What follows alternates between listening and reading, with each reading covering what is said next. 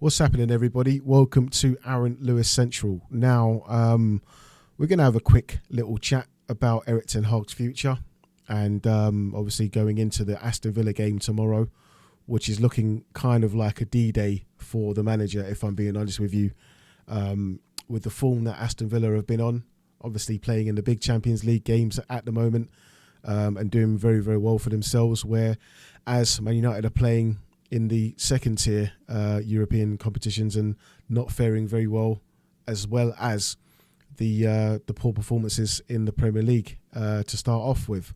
So, let's just talk about Erik Ten Hag and what I've kind of thought about the season, really. At the end of last season, when United won the FA Cup, obviously Alan Shearer and Michael Richards and Gary Lineker were interviewing Erik Ten Hag after he won the trophy, and he was basically kind of being talking about being mistreated by the media, and obviously, no one's really giving him a chance after kind of having a season before that and the season that was at the end of last season and coming into this one. You would have thought with him kind of maybe gaslighting the media, as far as I'm concerned, in the fact of trying to kind of bamboozle people into feeling like he's done better than he has. We come into this season and the proof has been in the pudding that, maybe this just isn't the right club. This isn't, sometimes a job can just be too big for you. I don't really want to go down the disrespectful route and sort of coating him off too much, but I kind of feel like, you've had like a long enough to fundamentally get a style of football going, which every single manager that kind of maybe gets hired in the top tier teams actually does immediately. Do you mean? So you've got to have a philosophy of what you're shooting for. Secondly, the player recruitment has been extremely poor. I mean, obviously, let's disregard that in terms of the help that he's had from Ineos and the new structure that's come in. I feel like the signings have been way more positive. But if we look at Anthony, and, obviously, do you know what I mean? Obviously, Casemiro wasn't really his fault. And I don't really think Casemiro is that much of a bad player from my point of view. Anyway, I think under the right system and a new manager, I feel like all of these players could definitely be rejuvenated.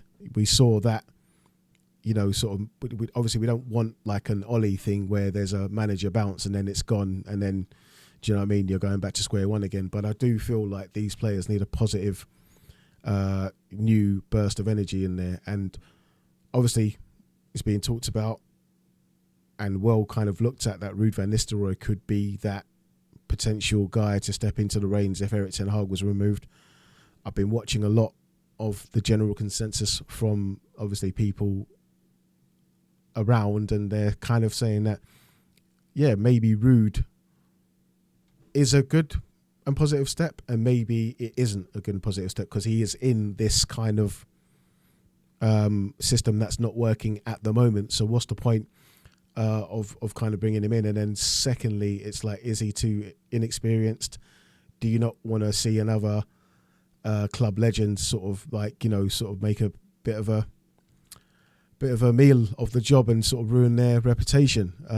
There's a lot kind of there to kind of think about and kind of slot into place there, really. Obviously, there's not much change in who is available as managers now from the start of the season and the summer. So, you're not really going to get any top managers out of their roles at the moment. So it's a catch-22 for the United board, obviously. But obviously, we know that these results cannot continue, and I am definitely sick to death of watching the players play like that. So I think I've been reading reports in different kind of different articles and blogs and whatever that are kind of stating that Sir Jim Ratcliffe with the new hired structure will all be there watching the game. So that's got to be something that is a bit disconcerting for the manager. And obviously Sir Jim Ratcliffe, with an interview for the BBC the other day with quite a cryptic sort of message, if you sort of decipher what he was kind of saying in that, Do you know what I mean? It doesn't look good for Erik Ten Hag. And obviously, you know, you're looking at Unai Emery and the way he's kind of tactically sort of making Aston Villa a really, really, you know, sort of great to watch football team.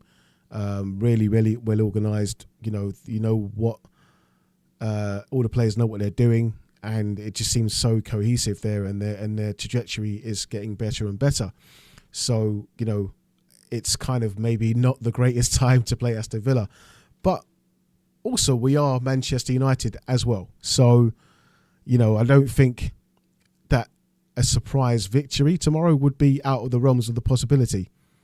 But I do look at it and say that this could be either a competitive game or we can have another Tottenham. And if we have another Tottenham tomorrow, there's absolutely no doubt that every single Man United fan will be demanding that this manager goes.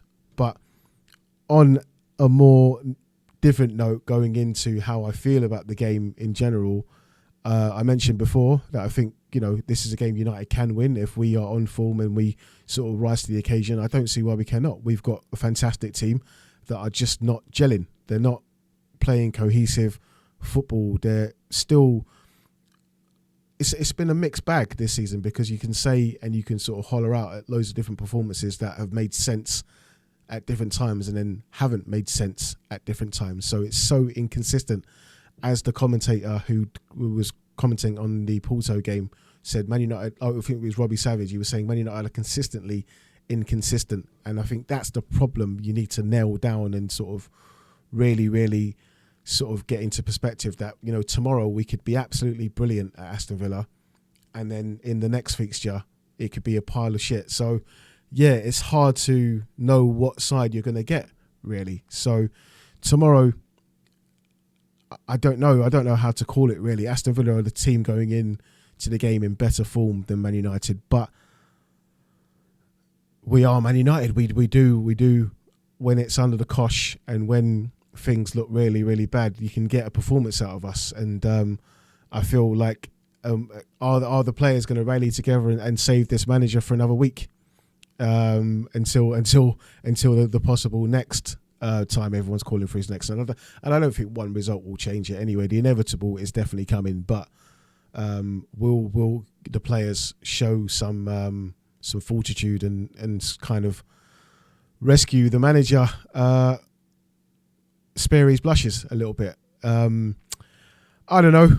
I think it's going to be a difficult one at Villa tomorrow, but we are going to see. And I'm going to do a match reaction to the game afterwards tomorrow. So I'll probably catch you on there and you'll see the full thoughts of what can potentially happen tomorrow. But yeah, this is Aaron on Aaron Lewis Central, and thank you for watching. If you did like the video and you did like what I was talking about, please consider giving me a like on this video and a sub to the channel. I'd really, really, really appreciate it if you've come this far.